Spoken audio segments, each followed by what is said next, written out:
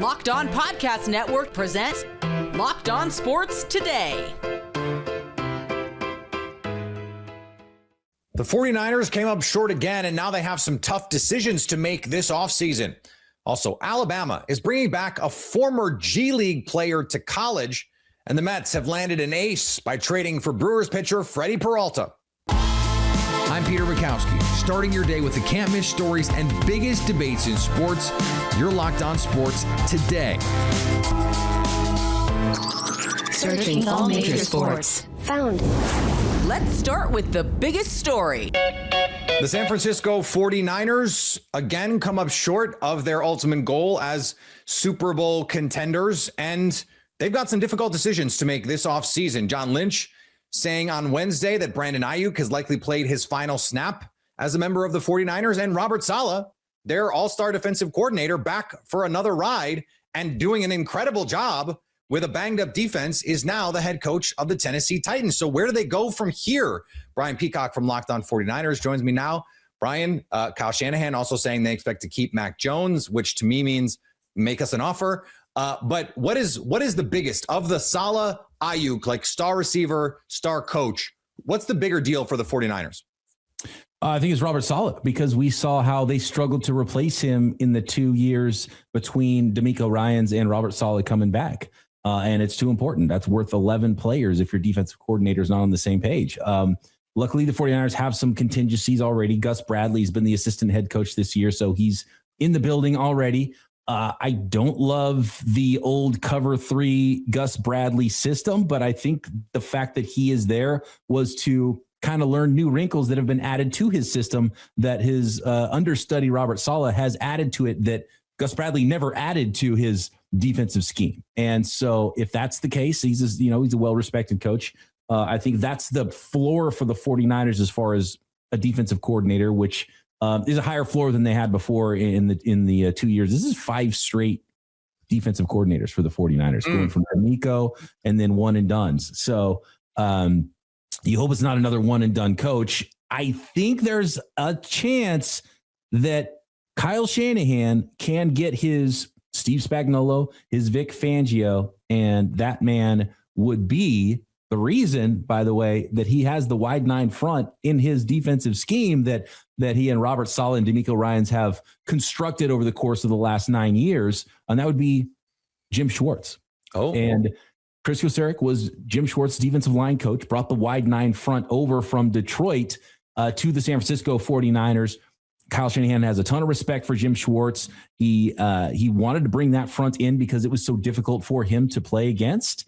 And so I think that would be the home run hire for an older coach that is, going into his 60s now, that I think is probably, unless he gets the Browns job, is not going to be on the head coach track, even if he gets an interview here and there, much like we've seen with Steve Spagnuolo. Kyle Shanahan needs that guy, I think, that is not leaving every couple of years. And so maybe Jim Schwartz could be that guy.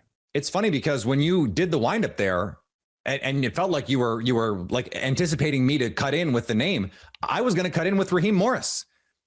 That there's ties to Kyle Shanahan with Raheem Morris as well. Morris has done a little more odd front stand-up rushers with his defense the last couple of stops, but he does have a lot of different experience with a lot of different head coaches, came up with Monty Kiffin, and so I think he could be malleable in a way. And Kyle Shanahan at the press conference sounded like, look, we started with the strict cover 3 thing, and unlike Gus Bradley, we pivoted pretty quickly off of that, and we've kept the 4-man front, but that's a wide 9 front, and coverages have changed, and there's a lot of cover 6 and cover 4, and there still is a lot of cover 3 elements there as well. But what we saw with Steve Wilks and then with Nick Sorensen for the 49ers was forcing a coach to play what essentially is Kyle Shanahan's scheme, essentially is what we're talking about on defense. He wants to keep running that. And I don't like that. If you bring in a really good coordinator, you should be able to allow that coordinator to run what he wants to do. And, maybe nudge him a little bit and say, hey, we have some really good base elements here that we would like you to run as well. Yeah, Raheem Morris, Sean McVay brought Raheem Morris back to LA, to run essentially Brandon Staley's defense. And by middle of the season, they had to pivot because it was not working. And they had to make some changes. They had to bring some more blitzes, some more 5-man fronts. I I don't think an easy question to answer here because I'm making you speak for media at large, but Sean McDermott, after 9 seasons, out as head coach because he could not win a Super Bowl with his team. Packer fans were calling for Matt LaFleur. There was a lot of speculation he was going to be out because he could not get his team to a Super Bowl. Kyle Shanahan has passed that magic 7-year mark where if you don't win, you're unlikely to win. Why is there not a stronger cry that, hey, maybe he's Andy Reid in Philadelphia as the head coach in San Francisco? We talked a lot about how he does really have a similar run going right now to Andy Reid in Philadelphia. And what's it going to take for him to become the Andy Reid in Kansas City? And maybe he needs, a Patrick Mahomes type level quarterback to fall from the skies, right? Maybe he succeeds Andy Reid in Kansas City. And I think the difference is the 49ers have, first of all, gotten a little further, a little more often than the Buffalo Bills have, and they don't have the Josh Allen quarterback. I think, right. and also I think ownership is just different, as we saw from some of the comments with Brandon Beane in the press conference and Terry Pagula and the whole structure in Buffalo seems just a little strange right now, and to just be to puff your chest out that you didn't even say anything to your star quarterback about coaching changes and things. It just seems a little odd. So. I think that we're seeing a glimpse into why the Buffalo Bills maybe haven't gotten over the hump and won that title. But there are still questions with Kyle Shanahan. I don't know how much time he has. I think he did a phenomenal job coaching this year. I agree. But he's gotten as close. He's literally gotten as close as you can come to winning a Super Bowl. He scored in overtime in a Super Bowl and lost, which has never been done before. There's only been 2 overtime Super Bowls. Kyle Shanahan has lost both of those because the other one was 28-3 when he was offense coordinator of the Atlanta Falcons. So he has come as close as you can to winning a Super Bowl without doing it. Can he do it? The foundation that he got to the Super Bowl with before is getting close to aging out. So it's a very interesting time with the San Francisco 49ers. Stay up to date all year on the San Francisco 49ers by subscribing to Locked On 49ers on YouTube or your favorite podcast app. You're Locked On Sports Today. Coming up, college basketball quickly becoming a joke, and Alabama's recent roster addition solidifies it. Before we get to that, the Chiefs are bringing back Eric Bieniemy as offensive coordinator. The NFL playoffs are rolling along, and FanDuel is officially in playoff mode. Every game day during the NFL playoffs, FanDuel is giving customers even more ways to get in on the action. Right now, every NFL playoff game day, FanDuel users get a profit boost pack waiting for them inside the app. Each game day, you'll see a pack loaded with multiple profit boosts you can apply to the bets you like most. Open your Profit Boost pack first thing on game day and see what boosts you want to apply. The boost lets you lean into your game day instincts, whether you're backing momentum, defense, quarterback play, or coaching. Every play feels bigger, and the boosts make your bets feel that way too. Visit FanDuel, an official sportsbook partner of the NFL, and grab your Profit Boost pack every NFL playoff game day. The Chiefs are bringing back former offensive coordinator Eric Bieniemy to call the shots in Kansas City. It's official. The Kansas City Chiefs have hired Eric Bieniemy as their offensive coordinator. We've been talking about this for the past couple of days, but it seems to be official at this point. Tom Pelissero of NFL Network is reporting the Chiefs have offered Eric Bieniemy the offensive coordinator position. This is a huge get and something that was really surprising to me because I did not think that they would go this direction. I figured that they would be looking at maybe Mike Kafka or some other person that had some experience with Andy Reid. I did not think that they would go back to Eric Bieniemy, but they are going back and hiring him as their offensive coordinator. It's going to be interesting. They have made some other coaching moves around on the offense, and you have to wonder if things are not done on that side of the ball, and they're going to continue making some other changes in that. We will let you know as soon as we hear more. Keep it tuned to Locked On Chiefs, and we will have you covered. The Cowboys are making a wish list for this offseason, and it starts with a new defensive coordinator. Hi, I'm Landon McCool with the Locked On Cowboys podcast, and here are 3 things to put on the Dallas Cowboys wish list for this offseason.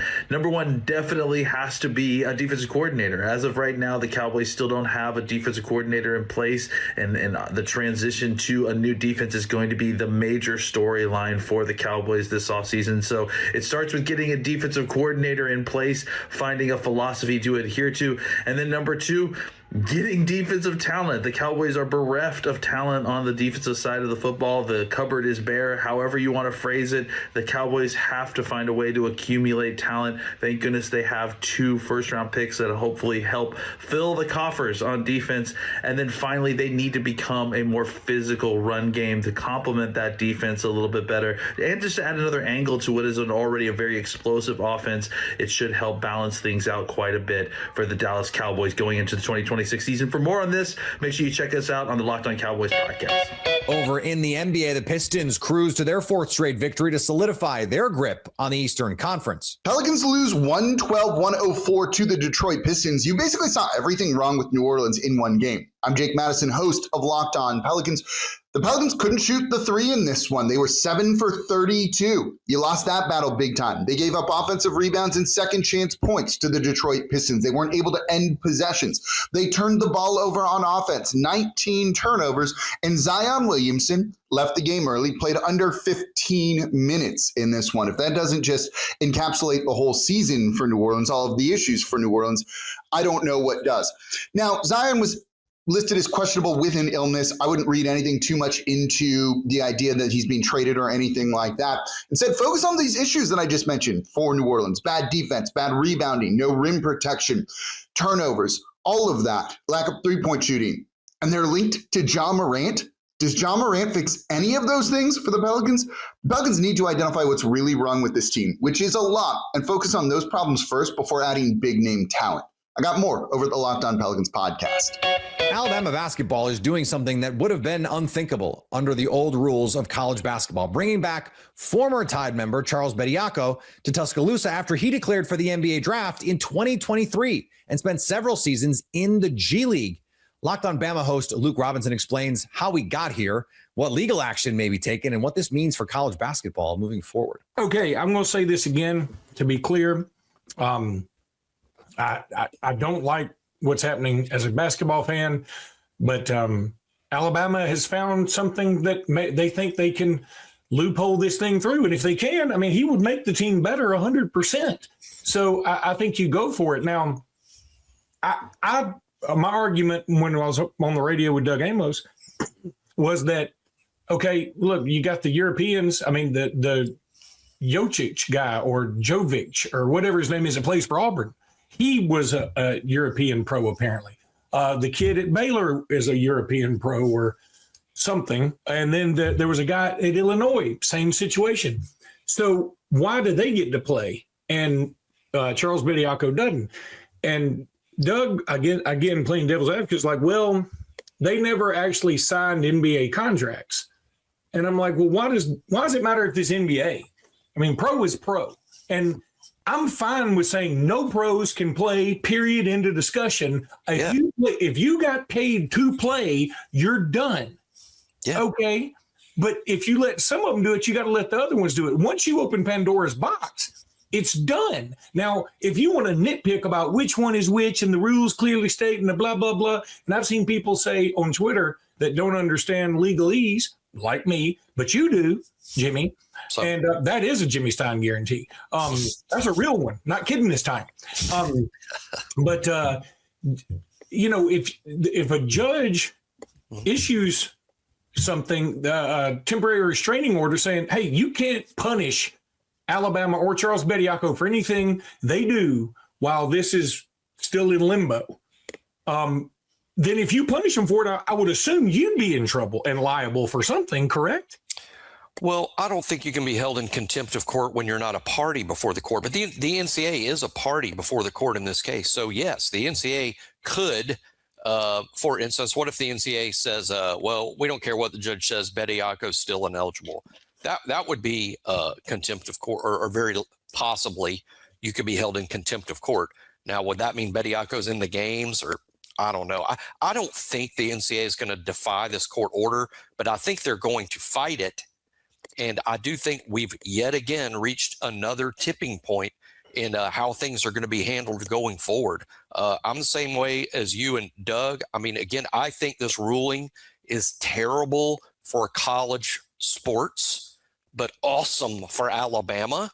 And as an Alabama fan, I'm excited to possibly see Angry Chuck on the court again, and I realize how impactful this is to Alabama's basketball team. But like you, Luke, I'm for figuring out how to put all this toothpaste back into the tube, because I don't think the kid at Baylor should be playing. I don't think anyone that's ever played 1 minute of G League basketball should be playing college basketball. I don't think one player that's played 1 minute of European professional basketball should be playing college. I'm for none of it. I wish, but if you're going to allow all that to happen, I don't really understand a great argument for keeping Bediako out. Keep in mind, folks, these arguments are now going to extend to football. They're going to extend to baseball, anything that has professional, high-level professional sports. Again, what's to stop now NFL players from not liking where they're drafted and trying to go back to college? I mean, what's going to stop them now? So that's why I don't like any of this, but it may be where we're headed. This is why that even though it sounds so ridiculous back then, that when you had Ohio State getting in trouble because somebody paid for a tattoo or whatever the situation was, apparently my family is home. I don't know if you can hear my dog in the background. I was going to say the dog probably hates the Bediako ruling. This dog just hates the ruling. But so while back in the day, like the tattoo thing, or like, the joke was you could lose your eligibility for buying a hamburger or somebody buying you a hamburger. I see why the NCAA was so hard and fast on that. Like, this is the rule. You can't buy them nothing. Yeah. Because if you say, well, you can buy them a hamburger, well, what about a Baconator? Okay, what about a Baconator combo? It's like they better understood the slippery slope back then. Right. Yeah, but they understood the slippery slope, but they were also greedy themselves. They were like, we're just going to stand at the top of the slope with all the money. And so they could have figured something out, but they didn't, and now it's complicated. So, again, I don't understand anybody's argument that says, hey, the European guys are different because they played in a different pro league than NBA. Well, why is that different? Well, it just is. I mean, that's not the NBA. Okay, but they got paid to play, right? And by the way, you essentially get paid to play now. They don't call it that because that would be, immoral for whatever reason, but you get paid to play now. So it's really going from one pro league to another pro league. Stay up to date all year on the Alabama Crimson Tide by subscribing to Locked On Bama on your favorite podcast app. Coming up, the Mets have made a big-time trade for Freddy Peralta. The New York Mets are trading for Brewers ace Freddy Peralta. Locked On Mets host Ryan Finkelstein reacted live to the massive trade last night, giving his take on what Peralta can do for the New York rotation this season. And on that show, just like I've been talking about here at Locked On Mets, we discussed the idea of the Mets trading Brandon Sproat and Jet Williams, something that I floated months ago as what the Brewers would want for Freddy Peralta. And it makes perfect sense. Brandon Sproat gives them a cost-controlled starting pitcher, full control, 6 years, plug right into your rotation next season. Jet Williams is the Brewers archetype. He's quick. He puts bat to ball. He plays all over the field. They're going to love Jet Williams. Those were two players that were obvious fits for Milwaukee Brewers. It's a lot to give up for the Mets. 2 top 100 prospects, guys that could have been really big parts of the Mets team. I do not want to just focus right on Peralta and say, oh, the Mets just gave up nothing.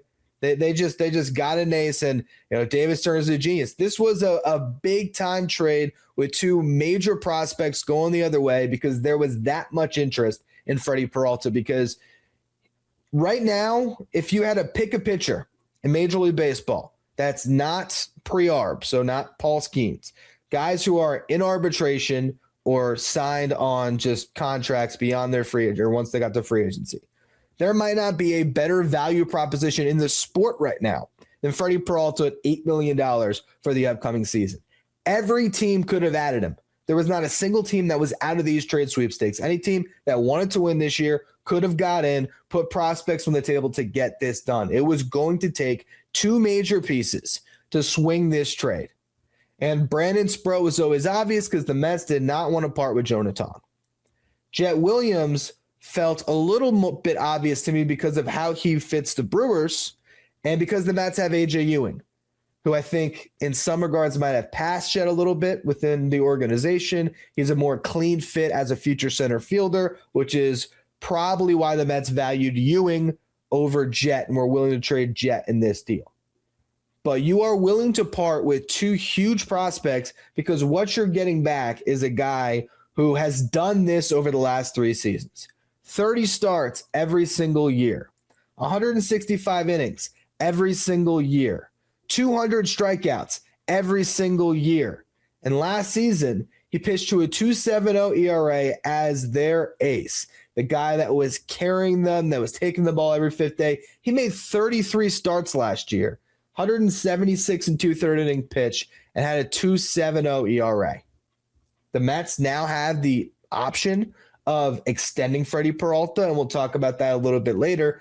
That would make this an easier trade to stomach because you would be lengthening your control of Freddy Peralta, but I don't even think that's what this is about. I don't think this is about trying to extend Freddy Peralta. I think this is about winning in 2026 and this guy being a top-tier rotation.